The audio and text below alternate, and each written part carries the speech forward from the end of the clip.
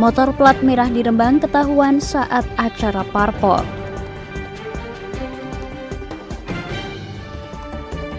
Sebanyak 22 orang di Pati, Jawa Tengah meninggal karena HIV/AIDS.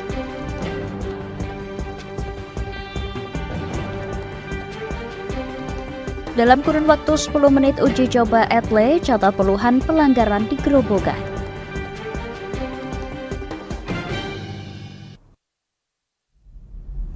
Selamat sore pemirsa, Jateng hari ini edisi Jumat 1 Desember 2023 kembali hadir menemani Anda.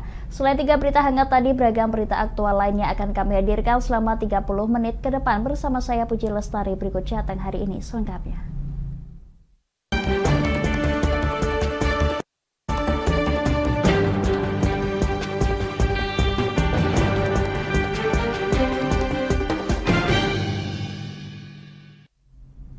Pemirsa, 6 kios di Pasar Pandan Harum, Kecamatan Gabus terbakar. Akibat kebakaran, kerugian ditaksir mencapai ratusan juta rupiah.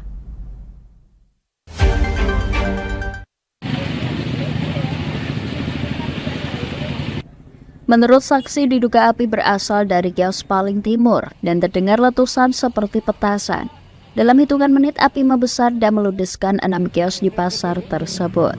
Awalnya ke ono mercon itu loh mas, mercon. Terdengar ledakan gitu? Iya, terus aku keluar, kok ono asap.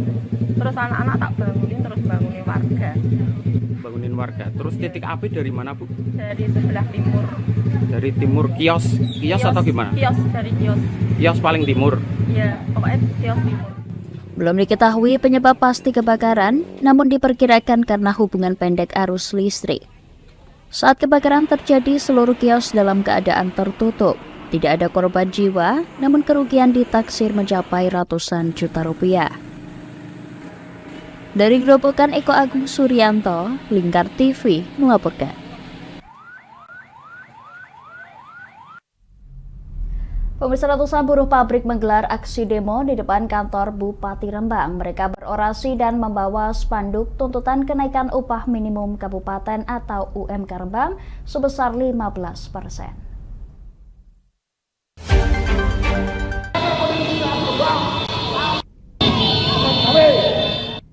Demo yang dikomandoi oleh Serikat Pekerja Nasional atau SPN dan Serikat Pekerja Seluruh Indonesia atau SPSI berlangsung selama 3 jam di depan kantor Bupati Rembang.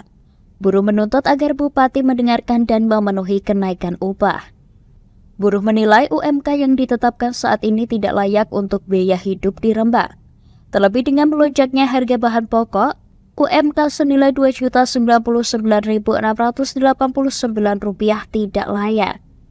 Salah satu dari peserta aksi, Dianovita, mengatakan Rembang harus meniru Jepara, di mana pemimpin daerahnya berani menaikkan UMK dan keluar dari PP nomor 51 dengan persentase kenaikan hingga 7,8%. Kepengen semua buruh Rembang sejahtera dengan UMR yang UMK yang tinggi seperti dari teman-teman dari Jepara, Bapak Bupati dari Jepara berani keluar dari PP 51. Jadi kenaikan UMK dari mereka itu 7,8%, sedangkan dari kita cuma 4,9%. Wanita asal Babatan Kaliori tersebut berharap Bupati Rembang berani menaikkan UMK agar masyarakatnya bisa sejahtera. Dari Rembang, Vicky Rio, Lingkar TV melaporkan.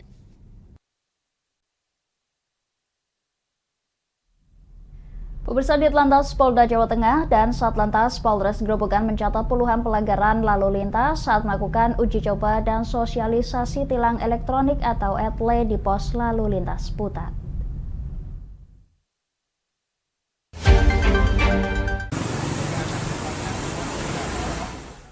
Saat dilakukan pemantauan ETLE drone selama 10 menit, tercatat sebanyak 20 hingga 30 pelanggar yang terekam saat uji coba menggunakan drone. Antara lain, pengendara sepeda motor tidak menggunakan helm dan juga tidak menggunakan sabuk keselamatan. Kasigar Subdit Gakum Ditlantas Polda Jawa Tengah, Kompol Indra Hartono, mengungkapkan bahwa kegiatan monitoring dan evaluasi ini bertujuan untuk mempersiapkan diri menuju pemilu damai 2024. Penerapan ETLE ini terdiri dari ETLE statis, ETLE portable, dan ETLE mobile handle.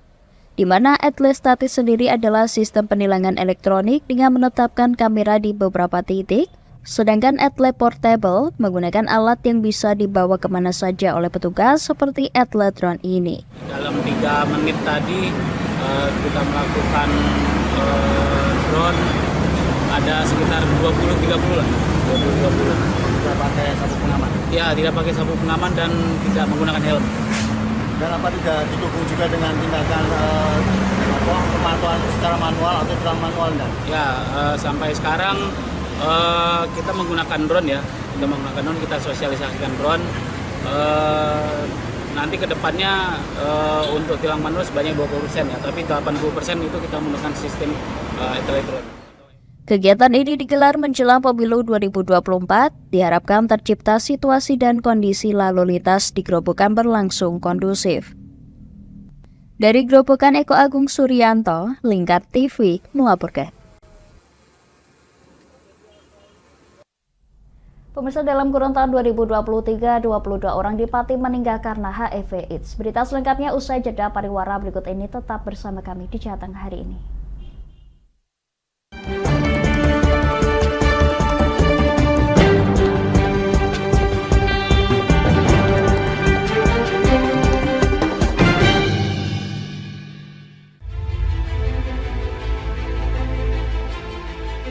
Memberikan pinjaman uang kepada saya dengan bunga 8% per bulan. Membedah opini narasumber, menggali lebih dalam untuk mendapatkan perspektif baru yang lebih faktual. Masalahnya, nota perbaikan kapal itu semua ada di saya. Kenapa Tomo bisa menunjukkan? Demi mendapatkan informasi yang solutif dan terpercaya dalam Bedah Opini. Setiap Rabu jam 11 siang hanya di Lingkar TV.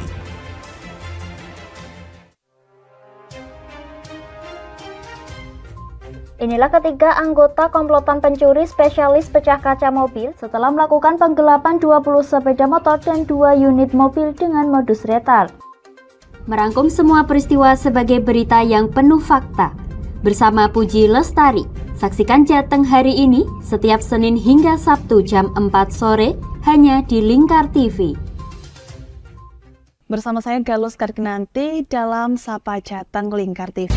Melintas di daerah Sukolilo dikejar sama petugas bea cukai, ketangkap. Membahas dan menyuguhkan beragam potensi dari berbagai daerah di Jawa Tengah, ditemani narasumber-narasumber handal di bidangnya. Pencegahan dari awal mulai dari perilaku hidup bersih sehatnya juga harus dijaga seperti itu. Kami siap menyapa Anda dalam Sapa Jateng. Setiap Selasa jam 11 siang hanya di Lingkar TV.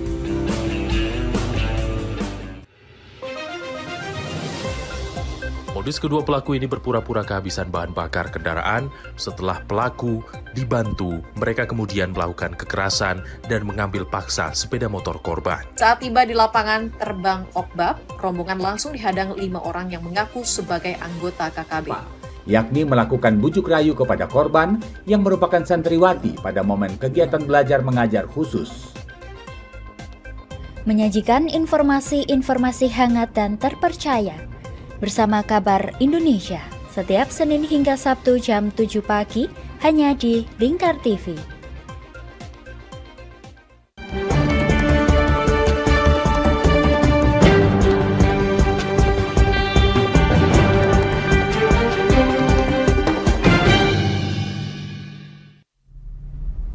Anda masih menyaksikan Jateng hari ini, pemirsa. Angka kematian HIV/AIDS di Kabupaten Pati tahun 2023 tercatat mencapai 22 orang. Terkait hal tersebut, Dinas Kesehatan Dinkes Pati mengejarkan screening dengan cara jemput bola.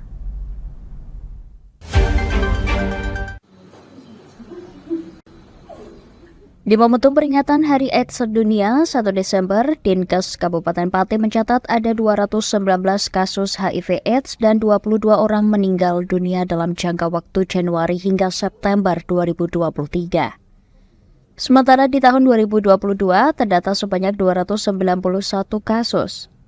Secara keseluruhan, data kumulatif sejak 1996 hingga 2023 terdapat 2.566 kasus dan 455 orang meninggal dunia. Kasus ini dipengaruhi perilaku menyimpang yakni wanita penjajah seksual, lelaki seks lelaki atau LSL, sedangkan untuk penyebaran lewat jarum suntik tergolong jarang. Aviani Tritanti Venusia, Kepala Dinkes Pati, menuturkan upaya pencegahan dilakukan dengan sosialisasi serta screening ke kelompok berpotensi tinggi dengan sistem jemput bola. Bagi yang positif akan dilakukan pendampingan agar tidak menularkan ke orang lain. Tetap yang namanya sosialisasi itu jangan bosan-bosan. Kemudian kita juga jemput bola ke kelompok-kelompok resiko tinggi seperti itu untuk di screening. Screening kemudian diberikan edukasi kan supaya untuk pencegahan, misalnya kalau di kelompok-kelompok WPS misalnya seperti itu, apalagi LSM pakailah kondom misalnya seperti itu. Itu bukan kita melegalkan seks bebas, enggak ya. Dilema yang satu untuk mencegah penularan, yang satu dikira melegalkan seks bebas, tapi kita pakai tujuan yang baik aja untuk mengurangi pencegahan. Aviani berharap masyarakat tidak takut melakukan pemeriksaan rutin HIV/AIDS yang bisa dilakukan di puskesmas atau rumah sakit terdekat. Terlebih tes ini juga dilakukan bagi calon pengantin dan ibu hamil. Dari Pati Mutia Parasti, Lingkar TV melaporkan.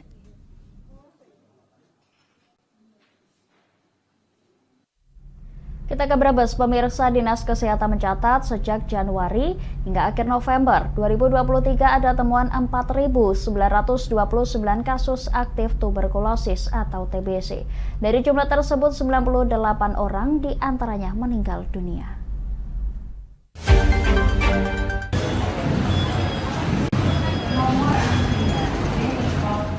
Jumlah kasus TBC terus meningkat dibanding dengan tahun lalu.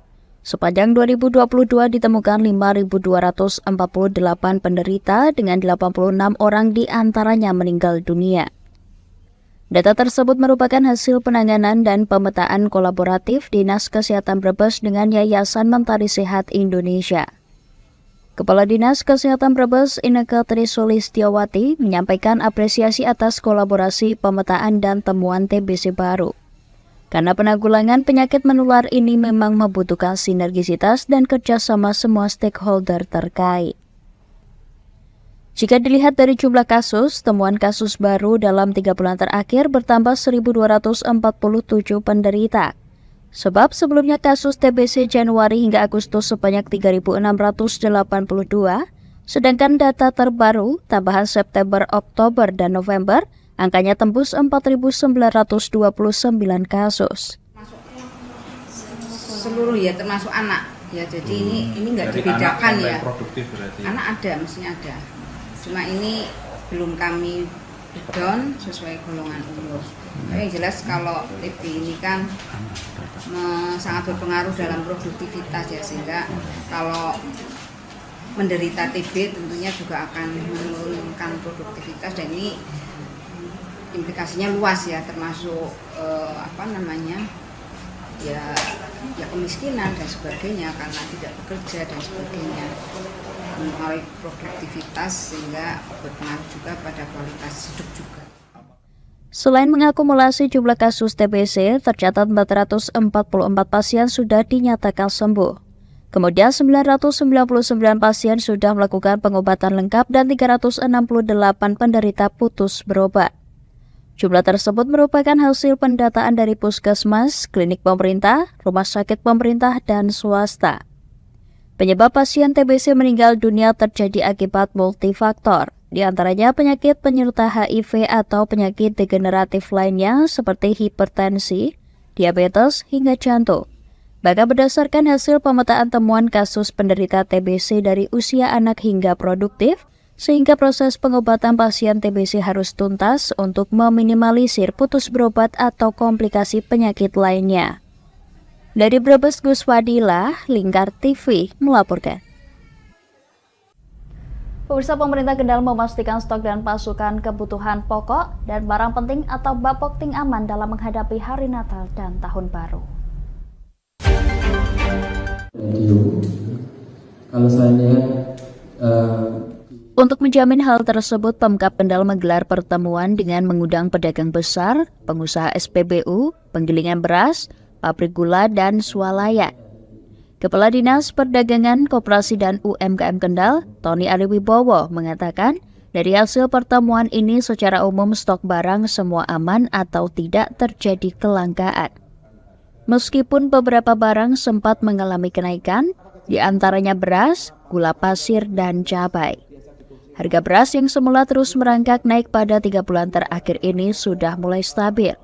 Hal ini setelah Bulog melakukan penetrasi harga beras di pasar dengan menyalurkan bantuan beras kepada masyarakat tidak mampu. Demikian pula harga yang mengalami kenaikan sekarang sudah mulai stabil. Berdasarkan laporan dari perwakilan pabrik gula PT IGN Cepiring, naiknya harga gula akibat keterampilan impor bahan pokok gula pasir atau rafinasi.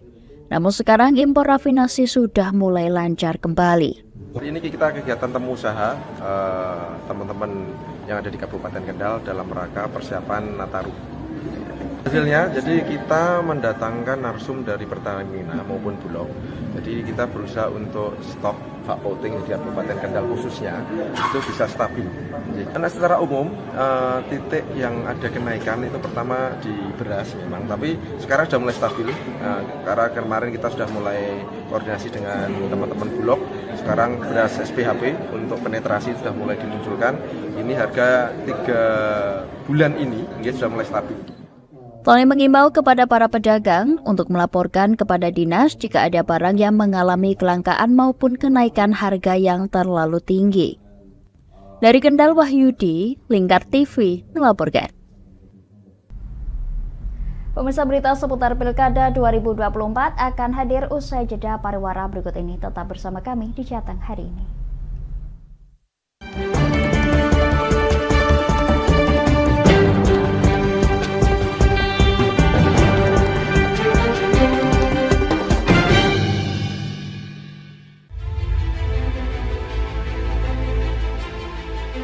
Memberikan pinjaman uang kepada saya dengan bunga 8% per bulan. Membedah opini narasumber, menggali lebih dalam untuk mendapatkan perspektif baru yang lebih faktual. Masalahnya, nota perbaikan kapal itu semua ada di saya. Kenapa Tomo bisa menunjukkan? Demi mendapatkan informasi yang solutif dan terpercaya dalam Bedah Opini. Setiap Rabu jam 11 siang hanya di Lingkar TV.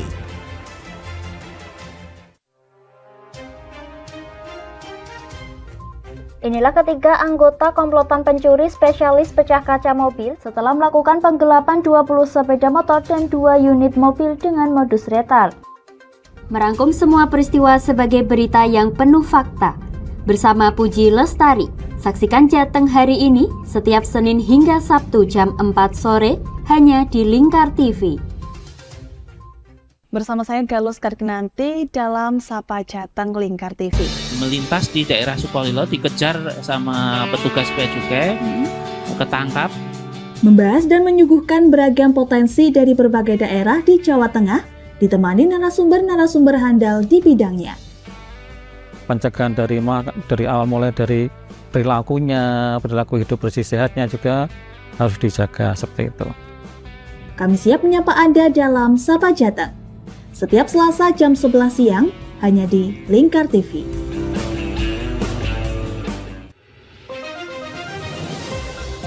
Modus kedua pelaku ini berpura-pura kehabisan bahan bakar kendaraan. Setelah pelaku dibantu, mereka kemudian melakukan kekerasan dan mengambil paksa sepeda motor korban. Saat tiba di lapangan terbang Okbab, rombongan langsung dihadang 5 orang yang mengaku sebagai anggota KKB. Yakni melakukan bujuk rayu kepada korban yang merupakan santriwati pada momen kegiatan belajar mengajar khusus.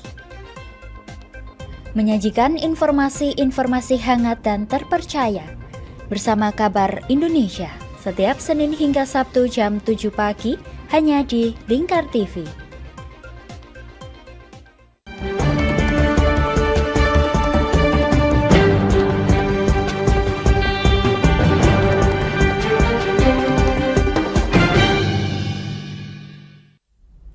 Terima kasih pemirsa, Anda masih menyaksikan Jateng hari ini. KPU Kota Semarang memastikan gudang logistik pemilu sudah sesuai standar dan dalam kondisi baik. Gudang yang saat ini sudah menyimpan bilik suara, kotak suara, tinta, dan segel dipastikan aman dari kebocoran.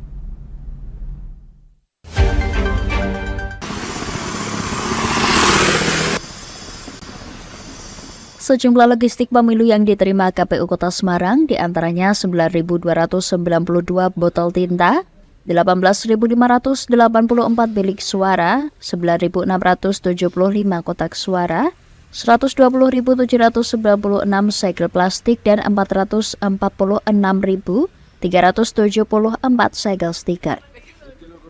Bersamaan dengan musim penghujan, KPU Kota Semarang memastikan gudang penyimpanan logistik pemilu dalam kondisi aman dan baik dan tidak ada kebocoran. KPU Kota Semarang juga menerjunkan petugas keamanan untuk berjaga bersama aparat kepolisian.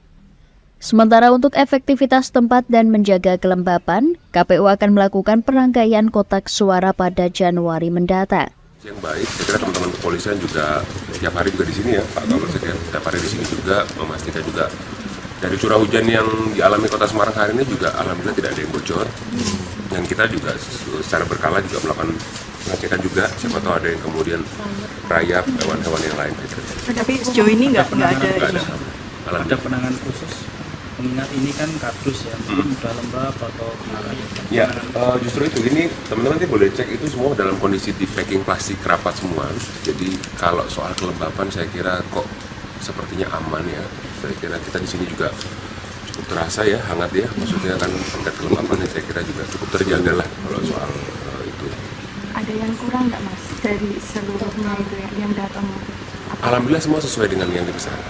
Semua sudah sesuai dengan yang aman ya Mas, ada yang rusak yang oh ada yang rusak tapi sudah diganti, langsung diganti. Jadi ada proses, jadi kan dia itu kan kalau kotak suara kan kita sortir, kita sortir itu ada yang mungkin kurang pas gitu ya, ada yang sedikit agak bel dikit gitu, itu kita minta penggantian dan itu sudah dilengkapi semua. KPU Kota Semarang menyatakan pada pendistribusian logistik tahap pertama untuk penyelenggaraan pemilihan umum 2024 sudah lengkap.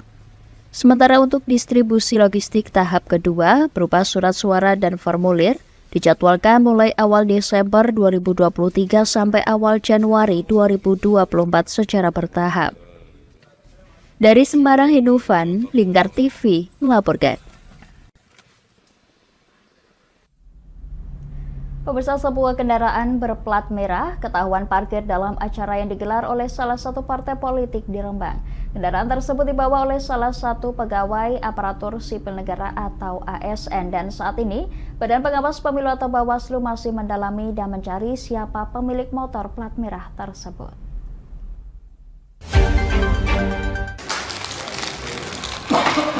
Diduga kendaraan berplat merah yang mengikuti agenda parpol di Rembang adalah motor yang dimiliki oleh pejabat dari instansi dinas pendidikan. Namun hingga kini belum diketahui keberadaan sepeda motor tersebut dipinjam seseorang atau dipakai oleh pemiliknya. Ketua Bawaslu Rembang Toto Suparyanto mengatakan pihaknya masih melakukan penelusuran. Apabila dalam penelusuran ditemukan fakta pelanggaran, maka pihaknya akan meneruskan ke Komisi Aparatur Sipil Negara atau KASN untuk ditindaklanjuti. Toto mengungkapkan bahwa motor dinas berplat merah tersebut dipegang oleh salah satu oknum pengawas di jajaran Dinas Pendidikan Pemuda dan Olahraga Rembang. Fakta-faktanya sudah kami kumpulkan dan ada dugaan pelanggarannya, kami teruskan ke KASN. Jadi undang-undang ASN yang terbaru ini kan memang menghapus KSN ya, tetapi menghapusnya setelah 6 bulan. Sejak undang-undang Bidok, artinya KSN hari ini masih berlaku kan. Kami teruskan ke KSN, nanti rekomendasi KSN seperti apa? Rekomendasi KSN itu apakah itu nanti termasuk pelanggaran ringan atau sedang atau berat, itu nanti direkomendasikan ke pejabat pembina kepegawaian. Kalau pemerintah Kabupaten Rembang berarti bupati. Bupatilah itu nanti yang akan memberikan sanksi realnya dari kategori sedang itu ada di undang-undang apa, kategori ringan itu apa, kategori berat itu apa, seperti itu. Dalam Undang-Undang Nomor 5 Tahun 2014 tentang Aparatur Sipil Negara, asas netralitas menyatakan bahwa setiap pegawai ASN tidak berpihak dari segala bentuk pengaruh manapun dan tidak memihak kepada kepentingan siapapun. Dari Rembang, Vicky Rio, Lingkar TV melaporkan.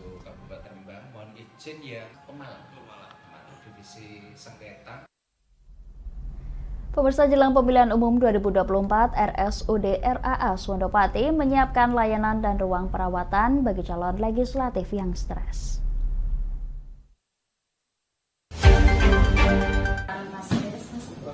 Beginilah ruang perawatan bagi calon legislatif yang mengalami stres. Di ruangan ini bahkan dilakukan pendampingan oleh tim medis yang terdiri dari dokter spesialis jiwa, perawat, dan terapis. Tim medis akan memberikan perawatan dan pengobatan bagi calon legislatif atau caleg yang mengalami gangguan jiwa. Terdapat 33 kamar yang disiapkan, yakni 16 kamar di ruang Sakura dan 17 kamar lainnya merupakan bekas pasien isolasi COVID-19.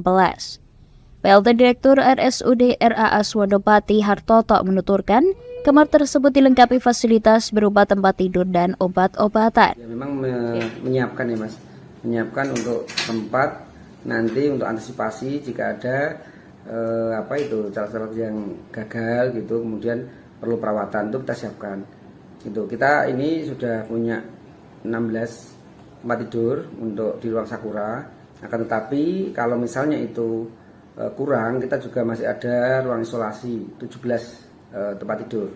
Di rawat jalan buka setiap hari. Kalau memang ada yang masyarakat yang memerlukan konsultasi ke psikolog juga kita siap. Pihaknya berharap para caleg yang mengalami gangguan jiwa dapat mendapatkan perawatan dan pengobatan yang tepat dan kembali sehat. Dari Pati Mutia Parasti, Lingkar TV melaporkan.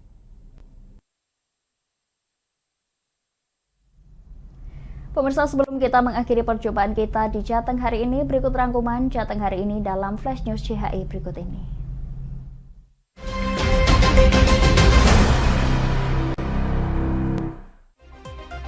Angka kematian HIV/AIDS di Kabupaten Pati tahun 2023 tercatat mencapai 22 orang. Terkait hal tersebut, Dinas Kesehatan Dinkes Pati mengejarkan screening dengan jemput bola.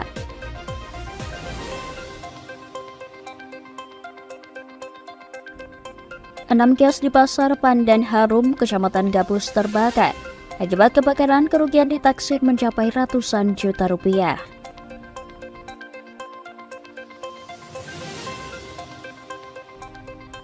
Ratusan buruh pabrik menggelar aksi demo di depan kantor Bupati Rembang. Mereka berorasi dan membawa spanduk tuntutan kenaikan upah minimum kabupaten atau UMK Rembang sebesar 15%.